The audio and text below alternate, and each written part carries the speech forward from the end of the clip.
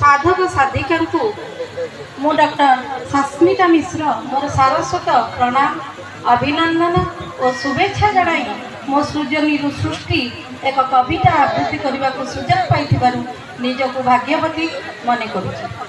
कविताटीर शीर्षक नथाए वर्गीकरण।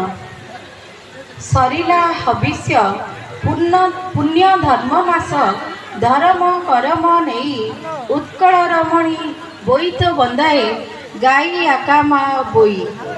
सरिला हविष्य पुण्य धर्म मास धर्म करम नहीं उत्कल रमणी बोईत बंदाए गाई आकामा बोई।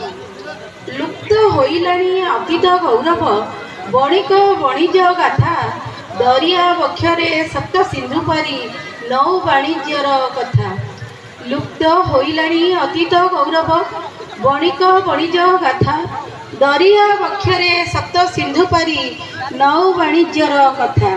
उत्कलर नेता स्वयं नारायण प्रभु कालिया शांत धन धान्य भरा उत्कलटा सारा कला भास्कर्य संपद। उत्कलर नेता स्वयं नारायण प्रभु कालिया शांत धन धान्य भरा उत्कलटा सारा कला भास्कर्य संपद।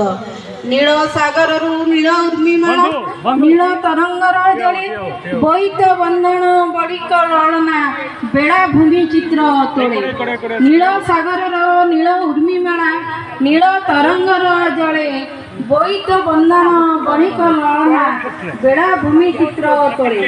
पूर्णिमा तिथिर शुभ मुहूर्त हाथे धरी अर्घ्य थाली मंगल मनासी बोईत बंदाए साधव घरर बाड़ी।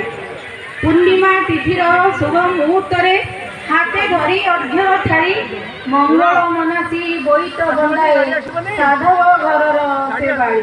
शंख हुड़हुड़ी पड़े जे उछुड़ी सागर बालुका कूले सागर पक्षरे बोईत मेलाए दरिया राशिर जले।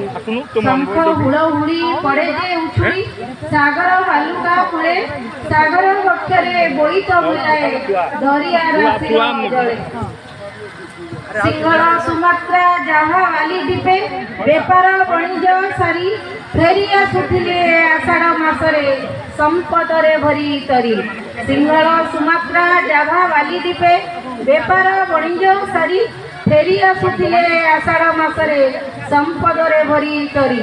नाहंती साधव नाही से बोईत स्मृति आम परंपरा उत्कल जनता स्मृति भाऊची उत्सवे वाली जातरा।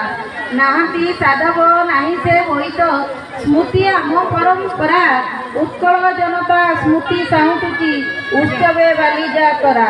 कदली पटुआ सोलर डंगारे धूप दीप रोषणी रे उत्कलीय नारी भसई दियंती जलाशयर बक्षरे। कदली पटुआ सोलर डंगारे धूप दीप रोषणी रे उत्कलीय नारी भसई दियंती जलाशयर बक्षरे। दरिया तटरे दृश्यमान हुए श्रद्धालु मानक भिड़ बेलाभूमि परे बसी रही विपणी धरी बेपार। दरिया तटरे दृश्यमान हुए श्रद्धालु मानक भिड़ बेलाभूमि परे बसी रही विपणी धरी बेपार। विभु निलय बेनी कर जोड़ी विनती बाढ़ती भक्त शिवमय हे महावायु अखंड जगत। पूर्व पुरुषों स्मृतिर झलक महीरे प्रतीयमान मह मह होई बास चहटई नथाए वर्गीकरण नथाए वर्गीकरण नथाए वर्गीकरण। धन्यवाद। जय जगन्नाथ।